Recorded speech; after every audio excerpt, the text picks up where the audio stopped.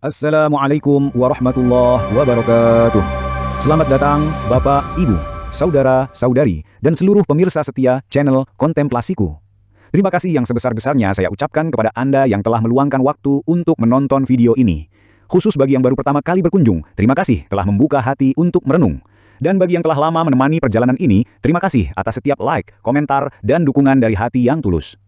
Di channel ini, kita tidak mencari kebenaran yang nyaman, kita mencari kebenaran yang utuh, yang menggugah bukan yang membenarkan, yang mengajak berpikir bukan yang mematikan nalar. Yuk, mari kita mulai perenungan hari ini. Bayangkan ribuan tahun lalu, orang menatap langit malam, menyusun titik-titik bintang menjadi rasi seperti Scorpio, Orion, atau Sagittarius. Padahal, bintang-bintang itu tidak saling terhubung. Otak kita yang menciptakan pola. Pernah nggak kita dengar cerita begini? Alhamdulillah, dagangan tiba-tiba laris. Ini pasti pertolongan Tuhan. Atau, puji Tuhan, saya bisa masuk sekolah terbaik. Doa orang tua akhirnya terkabul. Tapi anehnya, kalau kebalikannya terjadi, usaha bangkrut, anak gagal sekolah, atau bahkan kena musibah, jawabannya juga sama. Itu ujian dari Tuhan, sabar saja. Di Indonesia, fenomenanya bahkan lebih seru. Kalau ada orang yang mendadak usahanya maju, naik kelas jadi kaya raya, kadang langsung dicurigai, itu mah pasti pesugihan. Tapi kalau ada orang yang hidupnya tiba-tiba jatuh, kena musibah, atau keluarganya kena malapetaka, langsung keluar komentar bahwa dia kualat. Pasti ada dosa besar yang disembunyikan dari Allah. Lucu kan? Apapun hasilnya, enak atau sengsara, Tuhan selalu dibela. Kalau sukses, itu berkat Tuhan. Kalau gagal, itu rencana Tuhan. Kalau netral, itu rahasia Tuhan.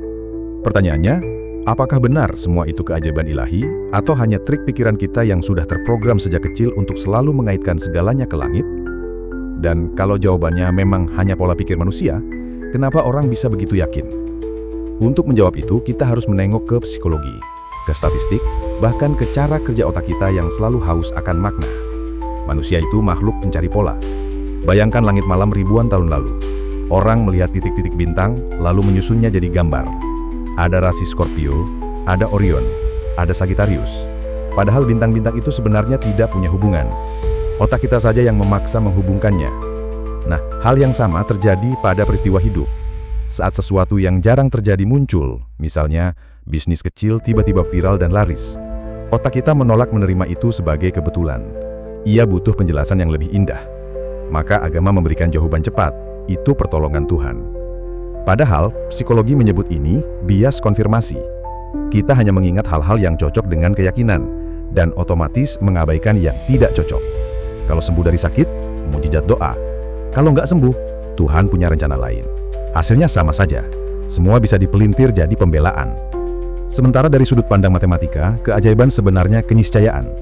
Dari jutaan orang yang buka usaha, pasti ada segelintir yang mendadak kaya. Dari ribuan pasien, pasti ada 1-2 yang sembuh di luar prediksi dokter.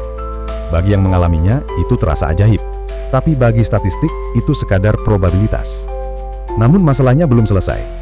Kalau semua bisa dijelaskan dengan bias psikologis dan probabilitas, lalu kenapa ada orang jahat yang hidupnya justru selalu enak? Korupsi, menipu, menindas, tapi tetap kaya raya dan terlihat bahagia. Kita pernah mendengar ada seorang Katolik yang membagikan pengalamannya di media sosial. Ia menceritakan diagnosa kebocoran jantungnya. Bagi banyak orang itu tentu musibah yang berat. Tapi menariknya, ia menyebut penyakit itu sebagai salib Tuhan, beban yang harus ia pikul dengan sabar. Narasi seperti ini sangat umum di kalangan beragama. Sakit dianggap cobaan dari Tuhan, sembuh disebut berkat dari Tuhan.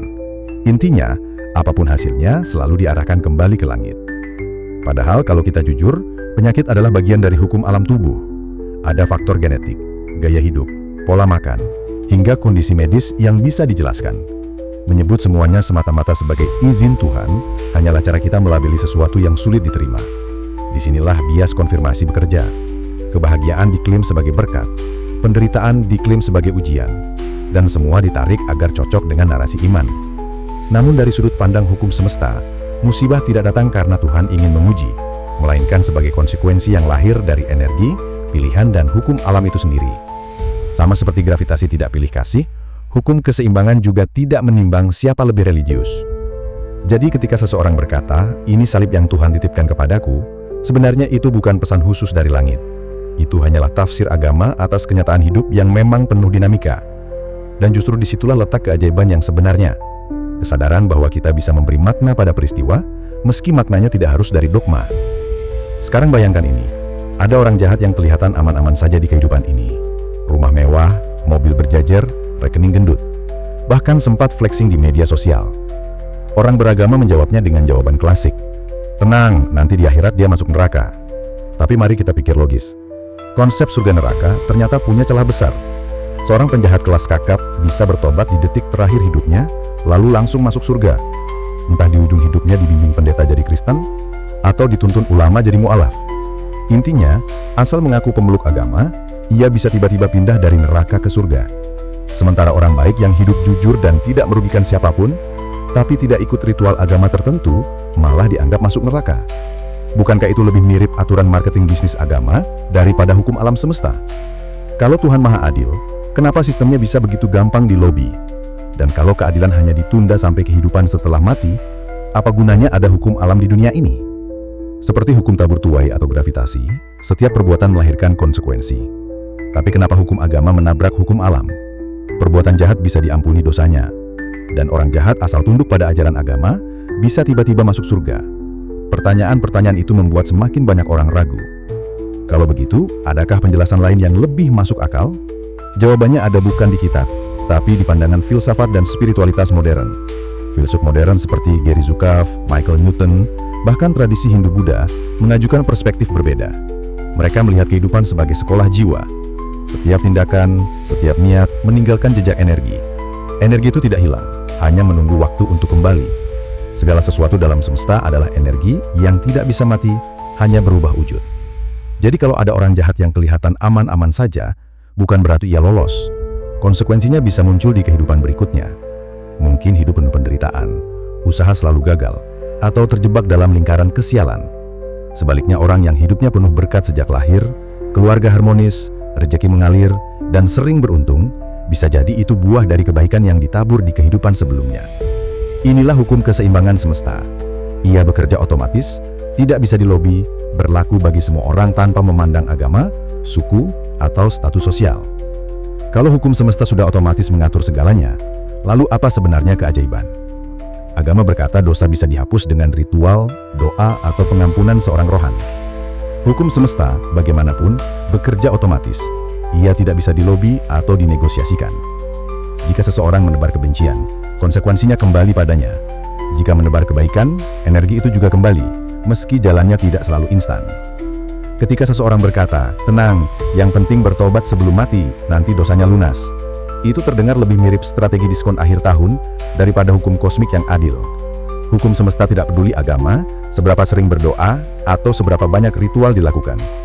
Ia hanya menimbang energi yang kita tabur.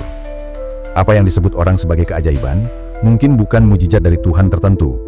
Mungkin itu hanyalah hukum keseimbangan kosmik yang sedang bekerja. Selama ini kita diajarkan bahwa keajaiban adalah tanda campur tangan Tuhan. Doa dikabulkan, selamat dari kecelakaan, tiba-tiba kaya. Mari kita bongkar perlahan. Apakah benar keajaiban itu datang dari langit, atau justru hasil hukum alam yang bekerja tanpa henti? Placebo effect misalnya. Tubuh membaik karena sugesti, bukan obat. Bayi yang lahir sehat, bunga yang mekar dari biji kecil, matahari yang terbit setiap pagi. Semua itu menakjubkan, meski sering kita anggap biasa. Keajaiban sejati bukan turun tiba-tiba dari langit. Itu adalah hukum kosmik yang bekerja adil, rapi, dan netral. Ia bukan monopoli agama tertentu, dapat dirasakan siapa saja, percaya Tuhan atau tidak. Dalam kehidupan sehari-hari, keajaiban terbesar bukan kekayaan mendadak, keselamatan, atau doa yang dikabulkan. Keajaiban adalah kemampuan melihat keindahan di hal-hal sederhana, seperti udara yang kita hirup, senyum orang yang kita sayangi, atau kesadaran bahwa setiap langkah kita adalah bagian dari tarian kosmik yang lebih besar dari diri kita sendiri. Keajaiban sejati adalah memberi makna pada setiap peristiwa, sekecil apapun itu. Itulah hukum semesta. Ia bekerja tanpa pilih kasih, tidak bisa dilobi, hanya dengan caranya sendiri. Jika Bapak Ibu belum subscribe, saya dengan tulus mengundang untuk bergabung. Di channel ini, kita tidak mencari kebenaran yang nyaman. Kita mencari kebenaran yang berani, utuh, dan penuh tanggung jawab. Tekan tombol subscribe dan aktifkan lonceng notifikasi agar tidak ketinggalan edisi berikutnya. Wassalamualaikum warahmatullahi wabarakatuh.